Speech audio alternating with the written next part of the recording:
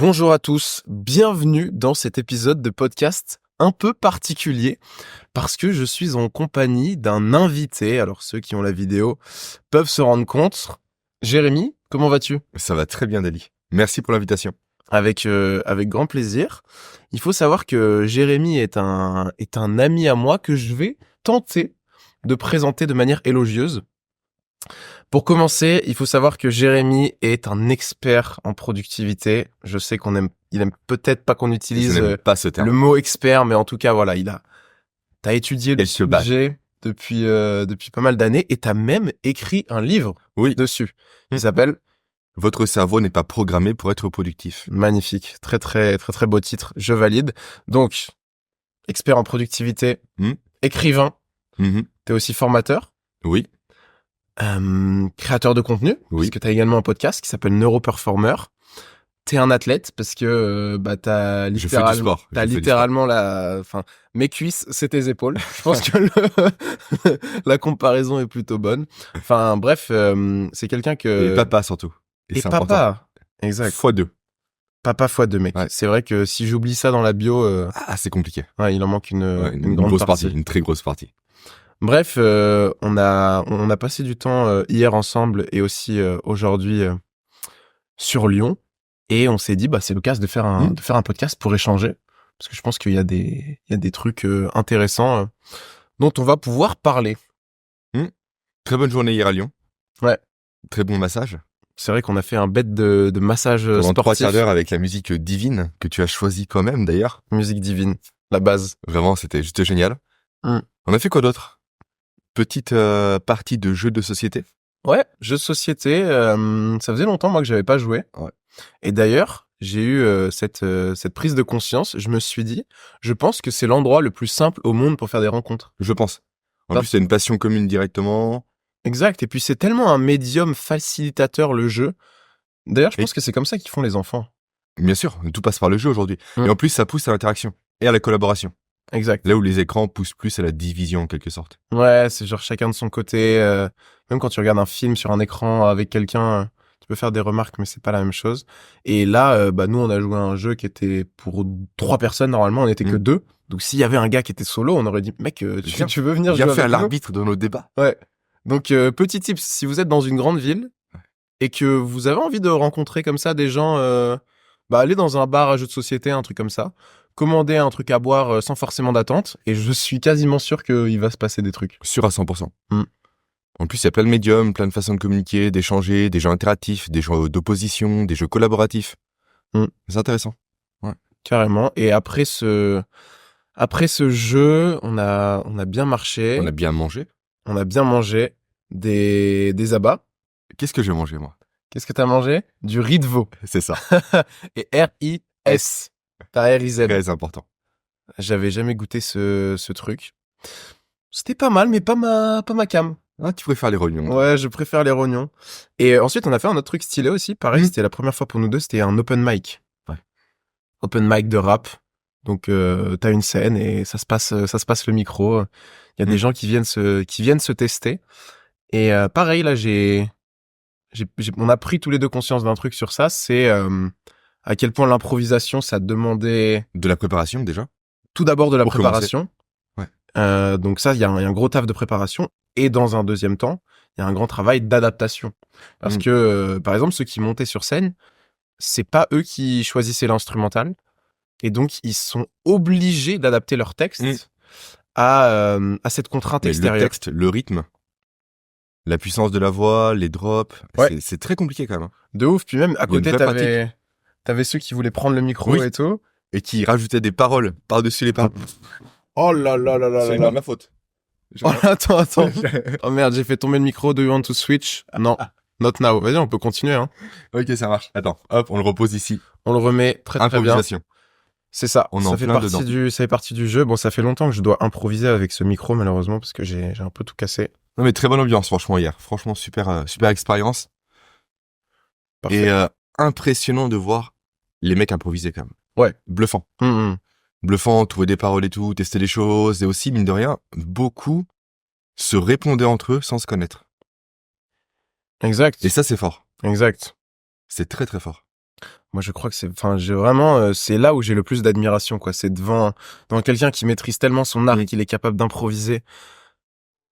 Et d'ailleurs, toi, c'est quoi ton rapport à l'improvisation?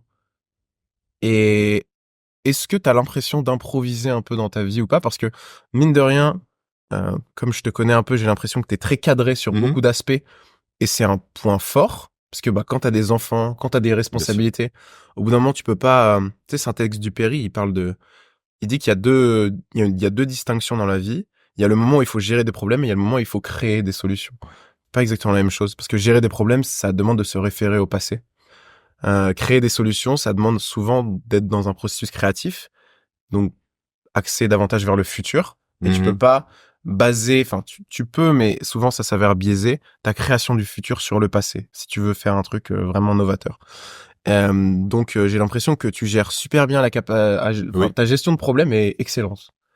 Elle est bonne. Ouais, elle est vraiment très très bonne et je pense que tu aurais pas mal de clés pour ça à nous partager.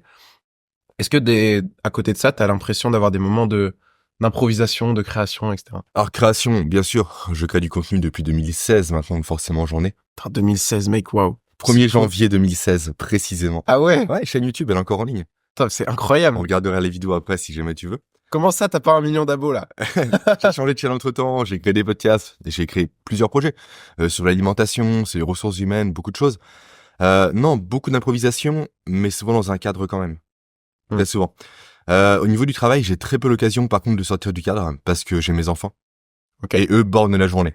Ils sont là le matin, ils sont là le midi, ils sont là le soir. Donc pour le peu de temps que j'ai à disposition, il faut être efficace. Littéralement, sinon tu perds du temps. Mais pour autant, j'aime sortir des sentiers battus, j'aime également m'imposer des contraintes.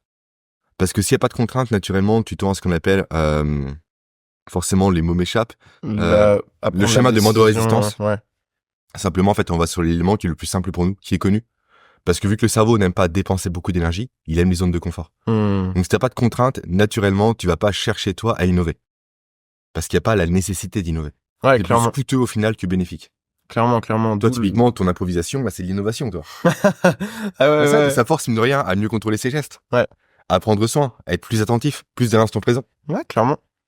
Puis ça met face à une situation qu'on pourrait prétendre être challengeante, qui est celle d'avoir une interruption, le micro tombe et tout, et donc tu dois t'adapter, réagir par rapport à ça. Tu dois composer et commenter ce que t'as fait, c'est intéressant. Ouais. Là, c'est une vraie astuce, quand on prend la parole, c'est commenter ses erreurs. Ça te rend plus vulnérable et plus humain, et donc je pense que c'est pas mal. De toute façon, tu peux pas la masquer. Tout le monde a entendu que le micro était tombé, tout le monde l'a vu à la caméra. Tu ne peux que commenter. Mais tu sais qu'il m'est arrivé exactement la même chose quand j'ai fait mon TEDx. J'en avais parlé. Oui. En gros, je vais sur l'estrade et je tombe sur la première marche. Enfin, je tombe pas, mais je trébuche. Et là, t'es obligé. Parce que si tu fais pas de remarques, c'est comme si toi, tout de suite, t'avais pas extériorisé ce qui venait de se passer et tu l'avais gardé pour toi. Et tout le monde l'a vu en plus. Et tout le monde l'a vu. Très malaisant. Donc, il y a deux options. Soit tu fais comme si c'était rien passé. Oui. Et on est beaucoup à agir de cette manière face à une situation déstabilisante. Ou soit tu prends ton courage à deux mains et t'essayes de rebondir dessus. Et mine de rien, dans les interactions sociales aussi, c'est beaucoup ça, tu vois, c'est constamment interagir et rebondir sur ce qui se passe. Et ça demande, enfin, il y a rien de plus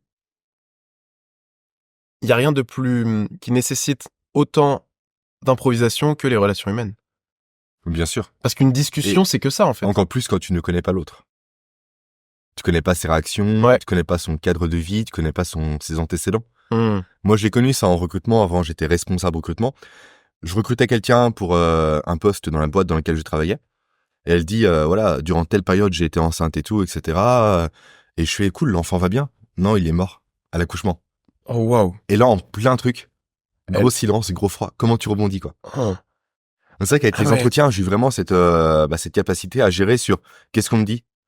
En plus, s'écouter, écouter l'autre, analyser, rebondir. Ouais. Donc, à la fois être dans l'instant présent, mais également dans l'auto-analyse. Ce qui est le plus compliqué souvent, quand même.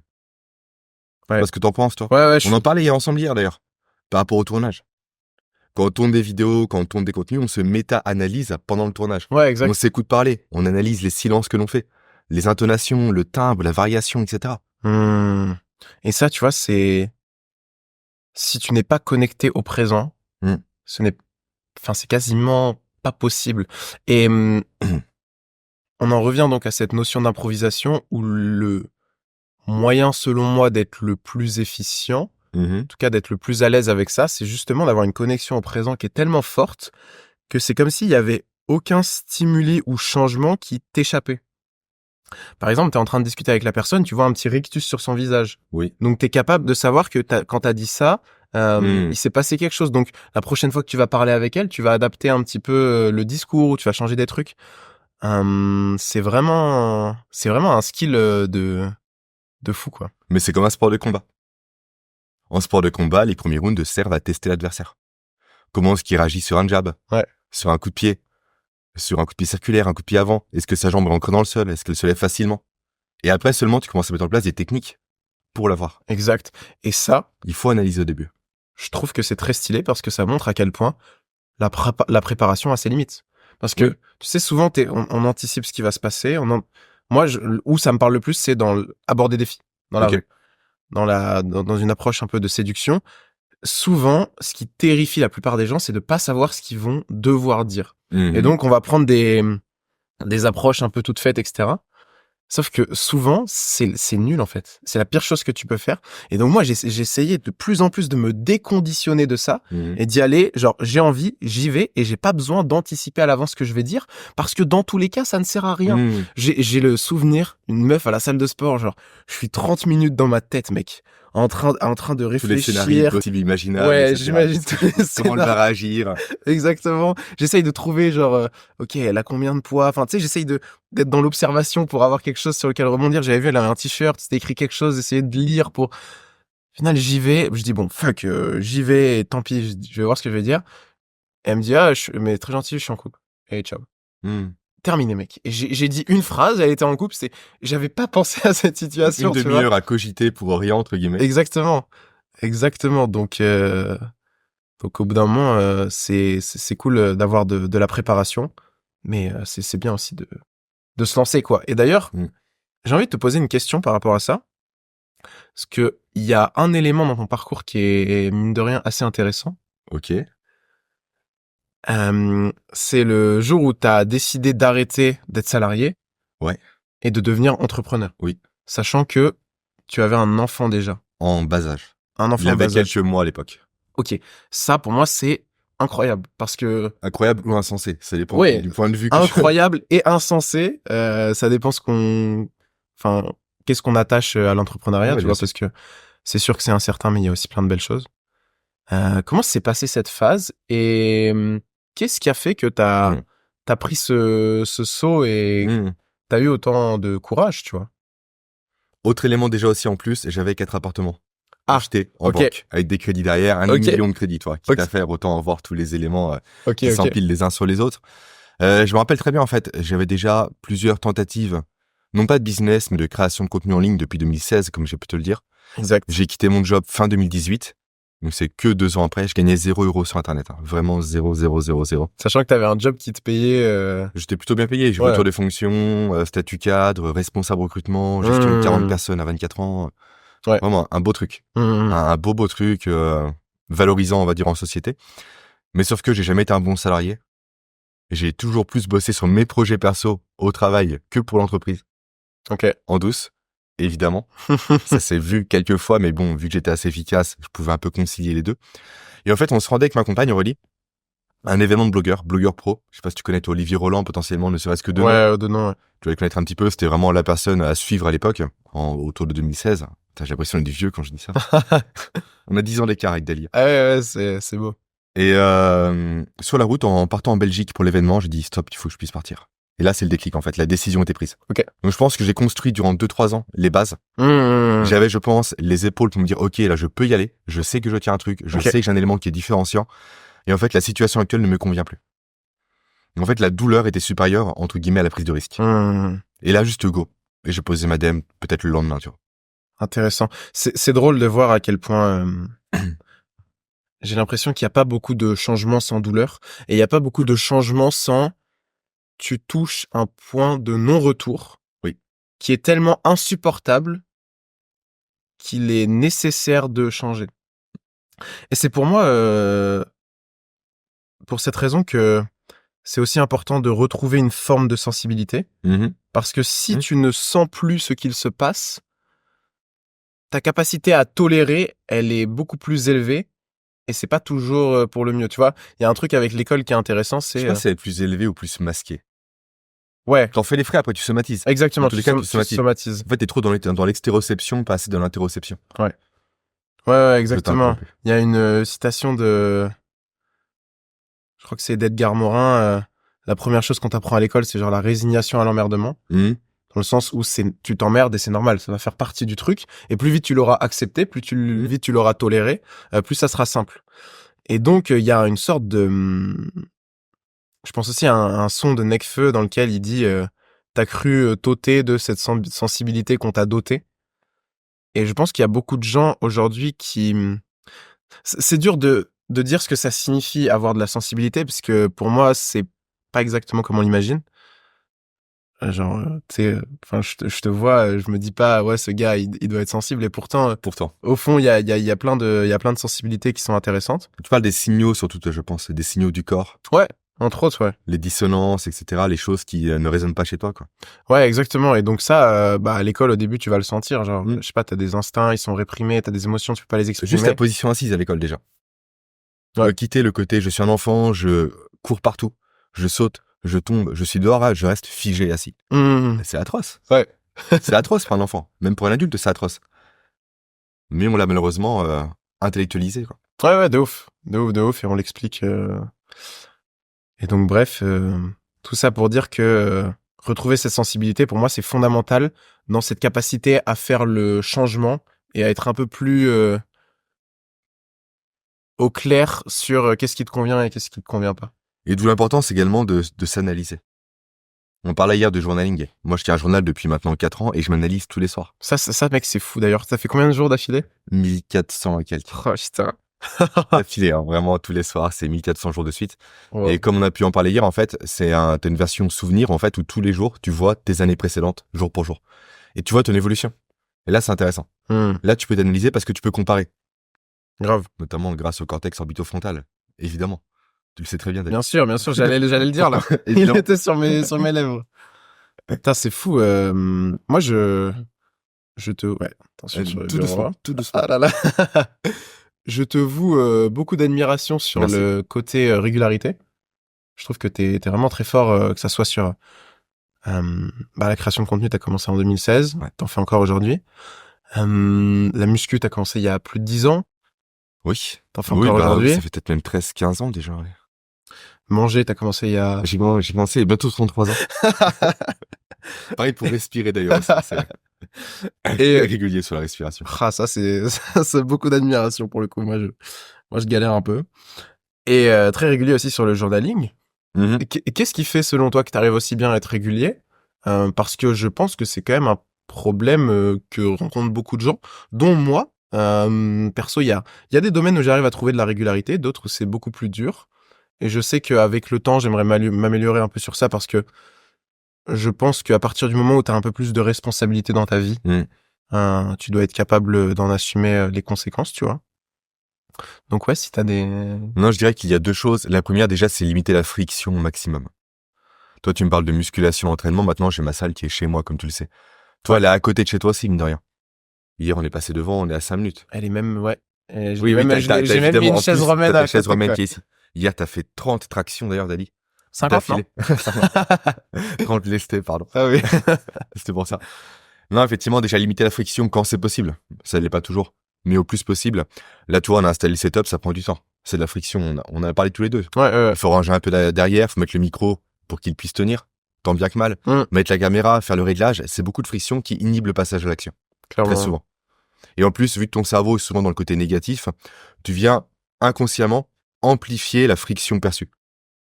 Ok, intéressant. Toi, j'ai ça à faire, ça, un peu comme le discours interne. Tu te projettes non pas sur le positif, mais sur le négatif. Ouais. Qu'est-ce que la fille pourra me répondre de négatif par rapport à ce que je lui dis? Tellement. Et c'est constamment ça, parce qu'on est câblé comme ça. Ouais. Parce que nos ancêtres qui pensaient négativement se préparaient davantage au négatif. Donc survivaient davantage. Donc forcément, ça c'est perpétuer ton comportement. 100%. Donc, le premier élément, c'est limiter la friction au maximum. Typiquement, tu parles du journaling. Mon application, je l'ai sur ma tablette, sur mon ordinateur, sur mon téléphone. je l'ai partout. Et c'est une application. Ouais. C'est pas un journal papier. C'est moins bon, je le sais. Il y a moins de contraintes, donc moins de créativité. Mais néanmoins, la friction que cela m'ôte est plus bénéfique pour moi. Ouais, clairement. Et après, l'autre astuce, je dirais, c'est réussir à franchir le point de bascule pour passer du compliqué à l'essentiel. Ok. Pour moi, c'est plus difficile aujourd'hui de ne pas rentrer dans mon journal des éléments que de les rentrer. Parce que je casse une chaîne de 1400 jours. Ok. Il y avait une application avant dont je me servais beaucoup, qui était une application pour entraîner le cerveau, qui s'appelait PEAK, P-E-A-K. J'étais à 300 jours de suite. Oh. Et quand j'ai dû arrêter consciemment, je dis c'était très très compliqué d'arrêter. Je me dis en fait non, ce soir je le fais pas, je le pose. Et j'ai arrêté. Mais la douleur était énorme parce que je casse 300 jours de suite. Ouais. En fait, je casse une partie de moi-même. Toi, mon identité. Et s'attaquer à l'identité de quelqu'un, c'est très compliqué. Ouais. Parce que tu romps un paradigme. Ouais, clairement. Ah, c'est très intéressant.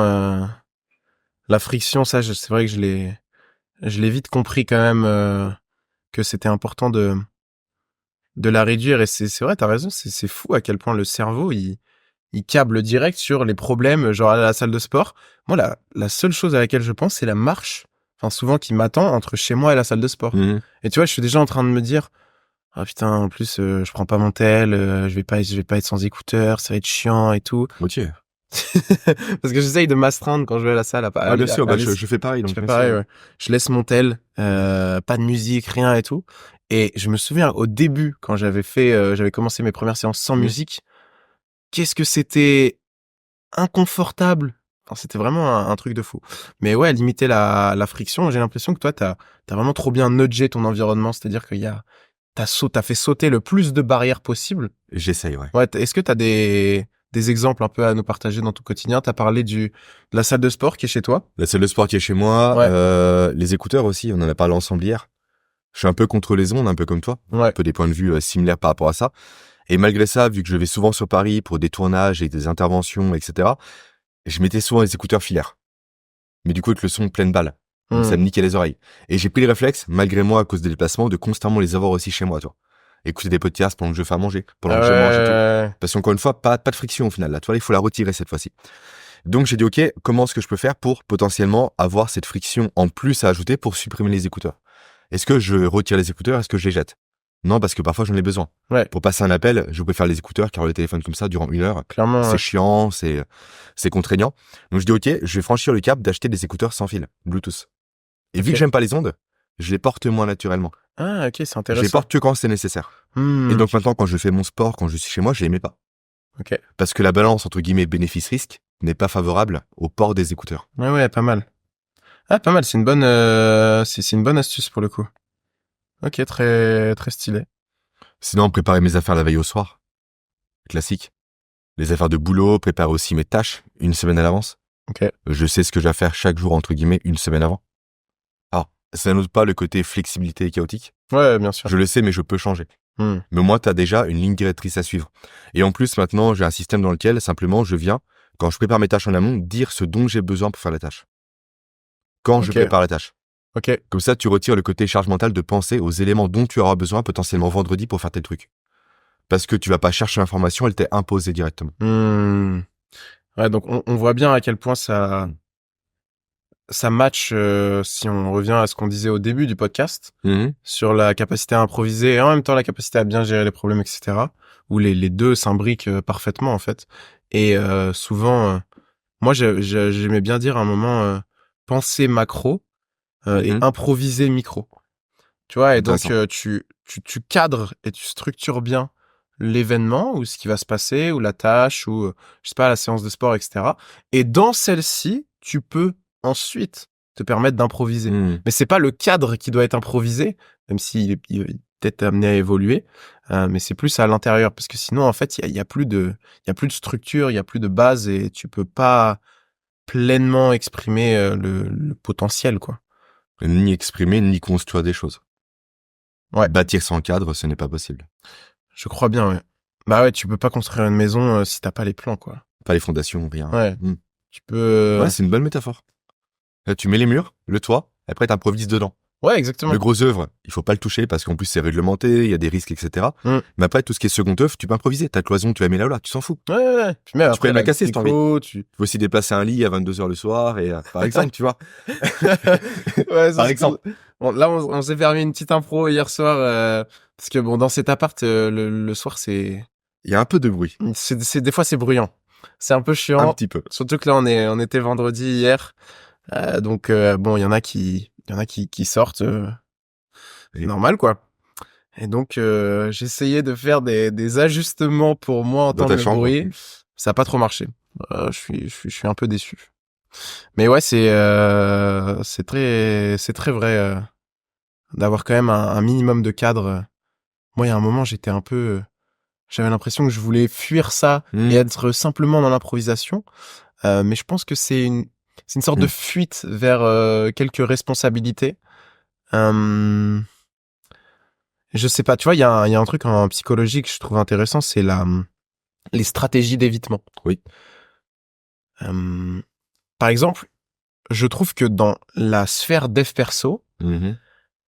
elle a un peu créé une vision édulcorée de la vie. Oui.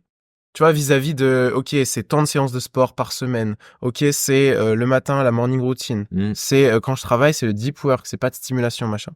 Et donc ça, c'est une vision un petit peu édulcorée, dans le sens où on voit bien que face au réel, souvent, Mm. il y a des obstacles Mhm. et qu'elle ne correspond pas aux attentes qu'on pourrait avoir. Et face à ça, il y a deux situations. Soit tu t'adaptes et tu fais des compromis, ou soit tu l'évites et tu estimes que c'est pas normal, donc tu procèdes différemment. Et j'ai eu cette prise de conscience avec le foot. J'en ai fait jeudi, là. Tu vois, depuis pas mal de temps, je fais de la muscu. Mhm. Et une des grandes différences entre la muscu et le foot, c'est que le foot, ça me met dans mon mode compétition beaucoup plus que la muscu. Mhm. Ça me met beaucoup plus face à la frustration parce que il y a plein de trucs que je contrôle pas. Genre, il y a mes potes, ils sont nuls, ils font des mauvais contrôles. Mec, ça me rend fou. Mhm. Et je ne peux rien faire. Et en même temps, je sais que je dois les encourager, etc. La muscu, c'est différent, tu vois. Je suis pas trop face à j'ai des frustrations. Des fois, j'arrive pas à faire des performances, etc. Mais au pire, bah, je peux dire, oh non, moi, je fais que de l'improvisation. Je vais juste faire jusqu'à temps que j'en ai. Et donc, tu vois, et j'ai compris aussi une des raisons qui fait que peut-être je m'étais un peu éloigné du foot, parce que j'avais genre cette Ok. stratégie d'évitement par rapport aux sensations et aux émotions que ça pourrait me faire ressentir. Je sais pas si c'est un truc qui te parle. Non, c'est intéressant. Déjà, par rapport au cadre, je pense que le cerveau en a besoin pour rebondir par rapport au sujet initial. L'exemple tout bête, quand on change les agencements dans un hypermarché dans lequel on va tous les jours, Ouais, on perd tous nos repères. c'est Et vrai. on voit qu'on est en mode panique. Littéralement. En fait, il faut que les éléments fassent sens pour nous. On t'en parle très souvent, moi aussi, l'importance du sens, Sébastien Boller, etc. Mais vraiment, cette notion de juste avoir des bases fondamentales sur lesquelles on peut s'appuyer si jamais les choses dégénèrent aussi. Quand t'as des enfants, c'est tellement chaotique qu'il faut des points d'accroche aussi. T'as J'imagine. pas le choix. Et c'est drôle ce que tu dis par rapport au foot. Moi, j'ai vécu avec le rugby. Ok. Au rugby, j'étais avant, donc pour ceux qui connaissent pas, c'est ceux qui sont plus, entre guillemets, les guerriers qui vont récupérer la balle, etc., où tu te rentres dedans, tu fais des rucks, tu te fais écraser. Des fois, tu mets des minutes à conquérir la balle, c'est très compliqué. Après, tu la passes aux arrières pour qu'eux puissent la jouer. Et si dès que tu libères la balle, eux la perdent, Ah ouais, ça te rend fou. t'en as ras-le-bol. Littéralement, J'imagine. t'en as ras-le-bol. T'as fait le boulot, eux, ils le font pas. Ouais. Et ça, c'est très compliqué aussi. Et effectivement, je pense que la musculation et l'arrêt du rugby, il n'y a pas que ça, évidemment, mais fut l'occasion pour moi de recontrôler tout l'environnement. Et là, c'est intéressant. Ouais. Ouais, c'est très intéressant parce que moi, je pense que la plupart des gens et j'en fais partie, genre à 100%, qui sont tombés dans le dev perso un peu pleine balle à une période, sont des gens qui ont une sorte de petite obsession avec le contrôle. Mais ça, je l'ai vécu durant des années. Hein. Ouais. Moi, je jouais à Mosalingua quand j'étais avec mon grand-père, alors qu'il me parlait. Parce que le temps était plus important. Putain. Je voulais perdre aucune seconde de ma vie, quoi. Ouais. Et je tombais sur un extrême juste horrible. Hmm. À tout contrôler, tout millimétrer et tout. Mais aussi, je pense qu'il faut passer par là Ouais. pour s'en défaire. C'est ouf, mais c'est ce Il qu'on faut disait toucher les extrêmes, précédemment. c'est obligé. Il faut les toucher. Ouais, c'est ce qu'on disait précédemment sur le sorte de point de tolérance de non-retour qui fait que Complètement. t'as envie de changer et tu t'en peux plus. Et c'est pour ça que je pense que des fois c'est pas toujours nécessaire de réprimer un comportement extrême. Enfin, ça dépend les S'il n'y a pas de exemples. conséquences non plus Ouais, pour s'il y a les pas autres, de... notamment. Ouais. Ouais, exactement. Genre, t'as envie d'aller dans ce truc pleine balle parce que vraiment ça t'excite et tout. Vas-y, tu vois, et tu juste oublie pas de revenir à toi de temps en temps, quoi. Moi, c'est les sports de combat actuellement, j'y vais pleine balle et ça me plaît, quoi. Ouais. J'expérimente. Je prends très cher, mais j'expérimente. Mais j'aime beaucoup cette notion, aussi on en parlait hier, de switcher rapidement. Et de façon extrême encore une fois. Ouais. Je sais plus comment on l'a abordé hier. Je sais plus d'où ça vient. Mais moi, ça fait écho notamment à ma consommation de café. Fut un temps, je buvais 2 cafetières par jour. Cette maison, donc surchargée, surblindée et tout. Ah ouais. Parce que mon fils n'a pas dormi durant 2 ans. J'en tremblais, littéralement, j'étais irritable, j'étais insupportable. Et le jour où j'ai eu le déclic, j'ai arrêté du jour au lendemain. Plus un seul café durant 2 ans. Putain. Et ça, je fais ça pour tout. Ok. Toi, t'aimes Vraiment, bien... quand je switch, il y a pas la demi-mesure, je trouve que ça ne fonctionne pas parfois. Autant arrêter, repartir de zéro, et quand on se sent prêt à recommencer doucement, on recommence. Et ça, tu vois, je pense que c'est intéressant, et ça va beaucoup dépendre des gens, mais notamment quand t'as une tendance un peu obsessionnelle envers le contrôle, je pense que c'est pour ça que tu tends vers ce genre de solution. Bien sûr. Parce que tu te rends bien compte que quand il y a un truc un peu difficile, tu préfères ne pas t'exposer à la situation, parce que tu sais que sinon, il y a une sorte de perte de contrôle qui pourrait arriver, qui est effrayante. Et donc, bon, bah, tu te dis, en fait, vas-y. Et moi, je fonctionne aussi beaucoup comme ça. C'est genre, par exemple, la Play, en mode, bah non, j'ai pas de Play chez moi, en fait. Genre, alors que ça me ferait plaisir, et je pense que ça pourrait même... C'est quoi là-bas, là? La télévision, et tous ces... Oh là là. Tous ces jeux, Dali, que tu caches à la caméra, là, c'est quoi? Ouais, je comprends, oui. Tu vois... Retire encore une fois l'élément, tu mets de la friction en plus. Ouais, exactement. Pareil pour ton téléphone, t'as plus YouTube dessus. Ouais. J'ai plus tu mets de la friction en plus. Bah, les réseaux, mec, j'ai pas dit, bon, juste de temps en temps. Non, j'ai dit... Ça marche pas. Ouais. Parce que ces réseaux sont faits. Ouais, les réseaux, c'est encore pire. T'attirer. Clairement. Ou être addictif. Tu peux pas lutter contre, c'est impossible. Clairement. Mais ce qui est marrant, c'est que, je pense qu'il y a des gens, les réseaux, c'est quand même un peu différent, parce qu'on voit à quel point, c'est addictif et dur de se contrôler. Mais je pense qu'il y a des gens qui sont quand même un peu plus à l'aise avec ça,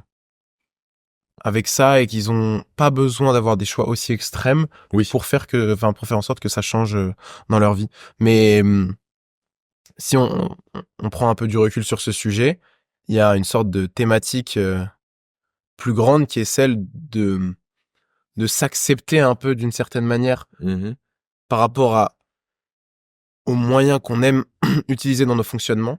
Tu vois, tu te connais mieux, donc tu sais qu'en général, tu procèdes comme ça. Et tu pourrais avoir tendance à le réprimer, à te dire, bah non, j'aimerais bien être plus équilibré, machin et tout. Mais je sais pas si ça, c'est toujours une bonne idée. Est-ce que c'est s'accepter ou tendre vers l'image que l'on veut avoir de soi? Ouais. C'est une très bonne... Parce que s'accepter, c'est l'immobilisme après.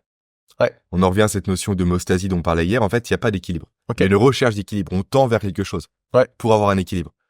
Mais en fait, l'image que je veux me renvoyer aux autres, c'est l'image d'une personne qui fait du sport, etc., qui boit pas trop de café, qui est pas accro.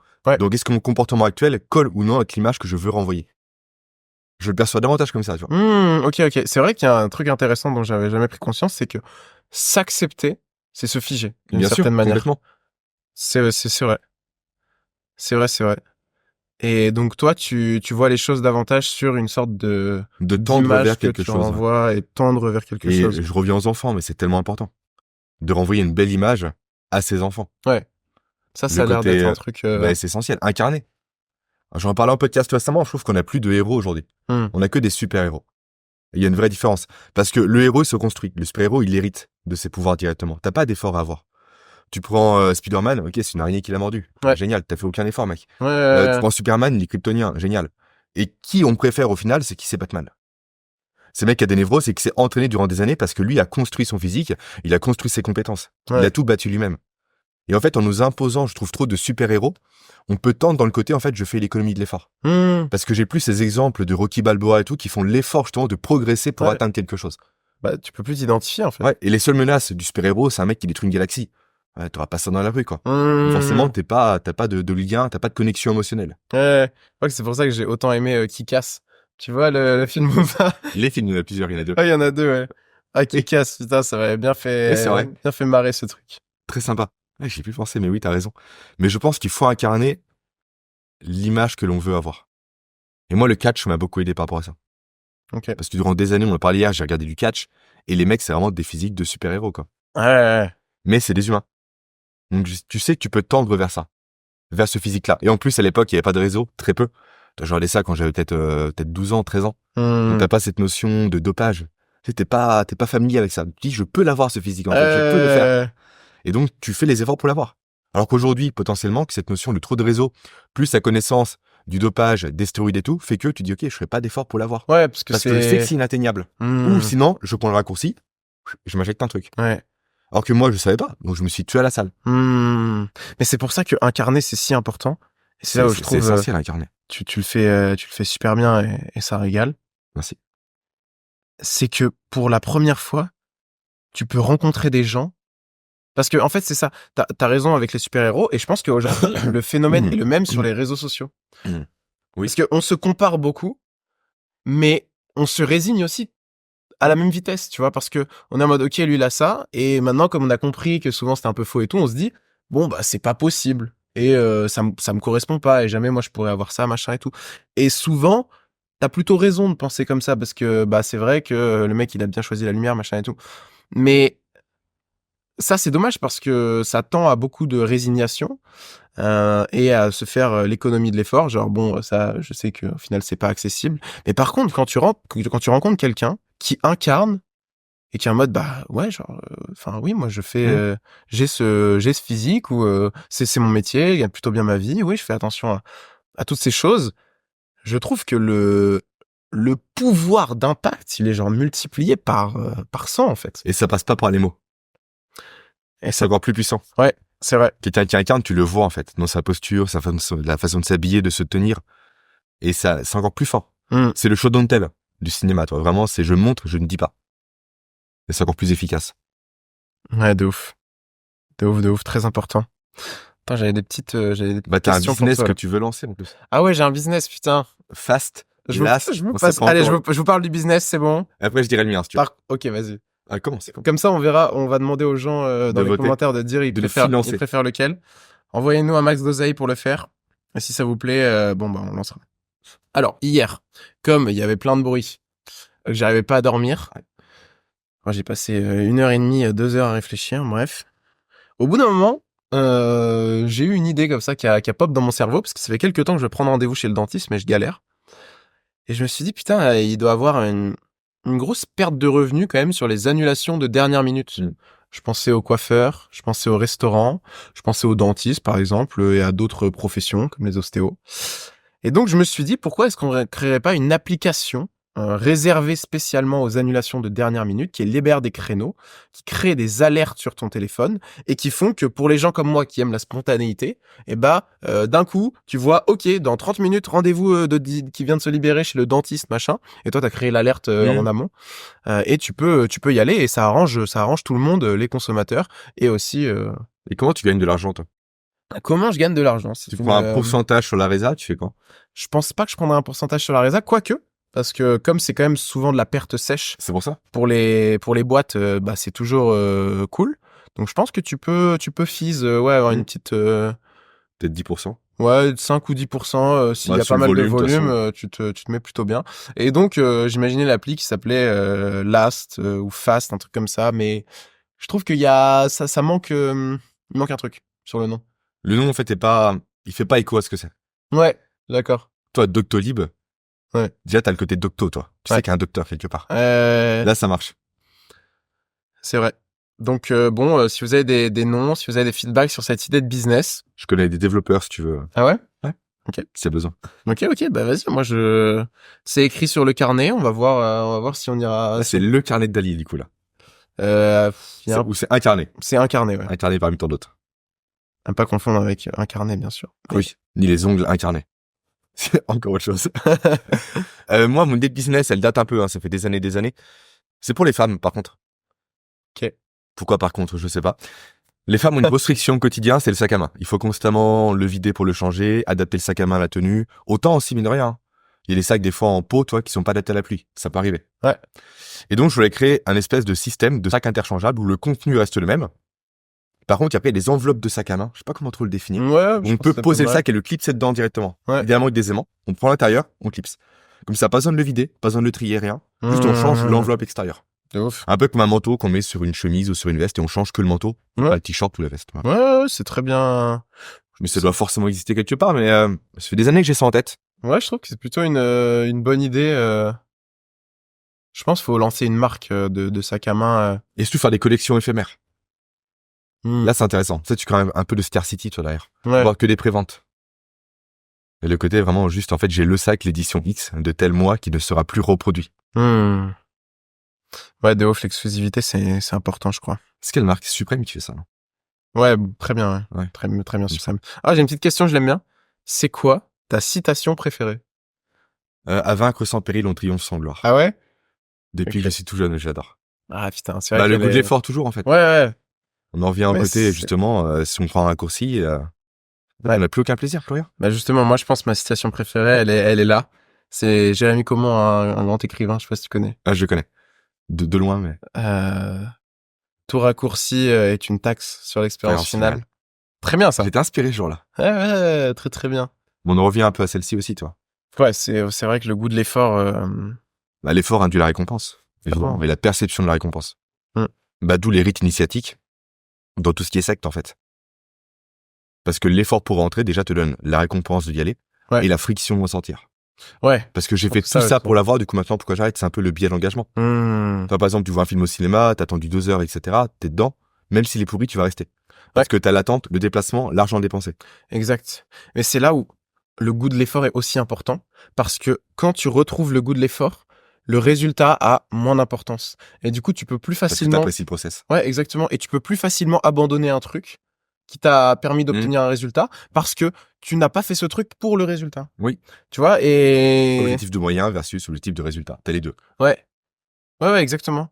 Et bon, le cinéma, en général, quand on est engagé, on y va et on continue et c'est Déjà pas, parti, c'est pas moi, très plusieurs grave. fois. Ah ouais? Ah ouais, je suis déjà parti. Ok. C'est pas évident. Soit je pars, soit je dors. Ouais, j'imagine. Mais je pense qu'il y a beaucoup de choses où ça nous cause un peu du tort, tu vois, cet engagement, parce que c'est beaucoup plus dur de changer, il y a beaucoup plus de friction. Mais quand tu le vois sous le prisme de, en fait, j'ai fait ça parce que, bah, c'est juste le process, moi, qui m'intéressait. C'est beaucoup plus simple de switcher, je pense. Bah, ton exemple est flagrant par rapport à ta série de vidéos SDF tout millionnaire. Mm. T'as une grosse friction pour arrêter parce que t'as un biais de l'engagement. Et en plus, c'est un engagement qui était public. Ouais, Pas que envers toi-même. Déjà envers soi-même, c'est très compliqué, mais envers les autres en plus. clairement. Et quand tu t'exposes aux autres. Mais c'est surtout, avec ce défi, je me suis rendu compte que le résultat, j'en avais rien à foutre. Mm. Enfin, moi, j'étais en mode, j'arrive pas à me forcer à essayer de faire 1 million. Bon, déjà, j'y arrive pas, hein, évidemment, on va pas mentir. Mais même, en fait, ça ne faisait pas de sens pour moi. Et je me suis bien rendu compte que j'étais tombé dans ça parce que faire des trucs de plus en plus extraordinaires, faire des vidéos de malades. Donc ouais, c'est pour ça aussi que c'était aussi dur d'arrêter. C'est le côté un peu MrBeast aujourd'hui de Ouais. YouTube en fait. Toujours plus. Ouais. Plus d'argent, plus de promesses, plus de récompenses. Bah ouais, Mais on y revient, j'ai l'impression. c'est-à-dire à Des choses plus authentiques. Ouais. Comme Sam Sulek, par exemple, qui a performé. Ouais. Tu vois qui c'est, du coup, un mec qui fait du bodybuilding et qui fait que filmer ses séances. ouais, ça. c'est Et des le mec, trucs il hyper cartonne. gros. Et Thibaut InShape fait ça maintenant. De plus en plus, il filme ses séances et il parle durant ses séances. Ouais, stylé, j'avais mis un Mm. commentaire sous une de ses vidéos où il avait fait Ok. ça et je lui avais dit let's go, c'est cool ce genre de move et tout. Ça fait du bien. Ça fait plaisir, ouais. On retrouve un peu le temps long aussi, mine de rien. Ouais, 100%. 100%. Mm. Écoute, je pense que c'est pas mal. Ça fait combien de temps là? 40 minutes déjà? Ah la vache. Ah oui, mais mec, 43 même. en ma compagnie, on me le dit souvent, le temps passe plus vite. C'est Ça, voilà. c'est la dopamine qui change la perception du temps, tu le sauras. Ah ouais? Ouais. Ah ok. Peut-être le café aussi. Il est dopaminergique. Très Il dopaminergique. augmente notamment les récepteurs à dopamine. Ah, il dans le augmente le noyau cubain. récepteur. Oh. Ouais, les récepteurs, ouais. D'où le combo bain froid caféine. C'est intéressant. Ah ouais. Parce que le café augmente tes récepteurs, le bain froid augmente ta production. Ok. Donc forcément, t'en captes plus. Oh, le cheat code. Ouais, par contre, après tu t'épuises, hein. C'est Bon, pas faut faire pas non dire, tu dis ça à un drogué, genre juste avant de prendre de la coke, il va faire les deux. C'est une bonne technique. Excellent. Bon, c'était un plaisir, Jérém. Où est-ce J'espère qu'on- que ça a plu, déjà. Ouais. À nos auditeurs. J'espère aussi qu'on va pas voler nos idées business. Hein. Ouais. Que moi, les gars, là, je suis fauché, en fait. Bah. C'est une blague, c'est Vu une le blague. manoir de luxe auquel tu es.